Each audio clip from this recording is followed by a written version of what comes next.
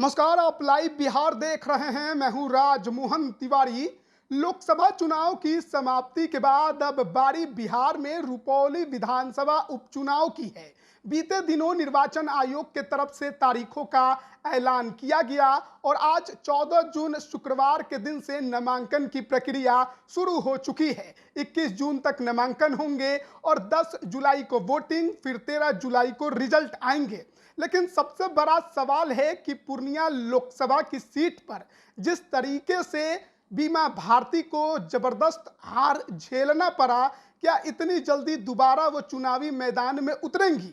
बीमा भारती के इस्तीफे के कारण ही रुपौली की सीट पर उपचुनाव हो रहा है, लेकिन अब इस सवाल का जवाब भी मिल गया है। खबर निकलकर सामने आ रही है कि बीमा भारती इस बार विधानसभा का उपचुनाव नहीं लड़ेंगी। उनकी जगह पर उनके पति अवधेश मंडल चुनाव लड़ सकते हैं। बीमा भारती के चुनाव नहीं लड़ने को लेकर हमने पहले भी आपको बताया था कि बहुत कम उम्मीद है कि वो चुनावी मैदान में उतरेंगी, और अब ये खबर निकलकर सामने आ रही है। सूत्रों के हवाले से ये बताया गया है कि बीमा भारती चुनावी मैदान से खुद को किनारे कर चुकी हैं और उनके पति अवधेश मंडल इस बार उपचुनाव के मैदान में आपको ताल ठोकते दिखाई दे सकते हैं। अब सवाल है कि क्या अवधेश मंडल राजद के टिकट पर लड़ेंगे, महागठबंधन के उम्मीदवार होंगे? ऐसे में एक और बड़ी खबर यह है कि अवधेश मंडल निर्दलीय चुनावी मैदान में उतर सकते हैं। अब ऐसे में रुपौली विधानसभा का उपचुनाव क्या गुल खिलाएगा, ये आने वाला वक्त बताएगा, क्योंकि इस उपचुनाव में दिलचस्पी पूर्णिया के सांसद पप्पू यादव ने भी लेनी शुरू कर दी है।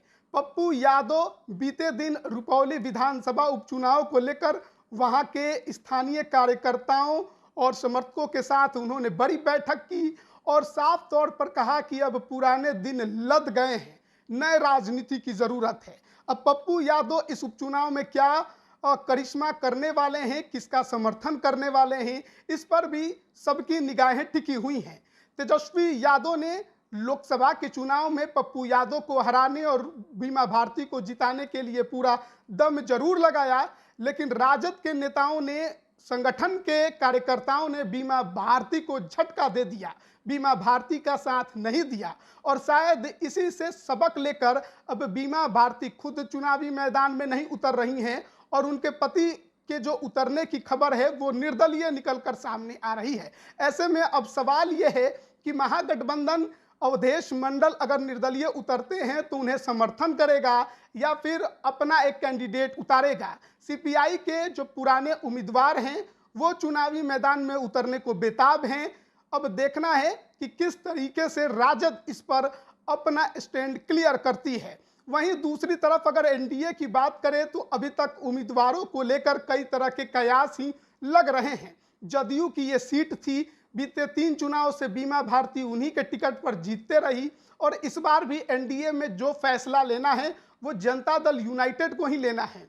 ऐसे में शंकर सिंह जो लोजपा के उम्मीदवार लगातार इस सीट पर रहे हैं, क्या वो एनडीए से चुनावी मैदान में उतरेंगे तो किसके सिंबल पर उतरेंगे?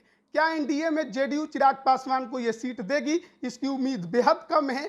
क्या शंकर सिंह खुद जदयू में शामिल होकर सिंबल लेकर मैदान में उतरेंगे या फिर नीतीश कुमार इस सीट पर कोई नया चेहरा उतारेंगे? हर किसी को अब इस इंतजार है फैसले का कि तमाम राजनीतिक पार्टियां क्या फैसला लेती हैं।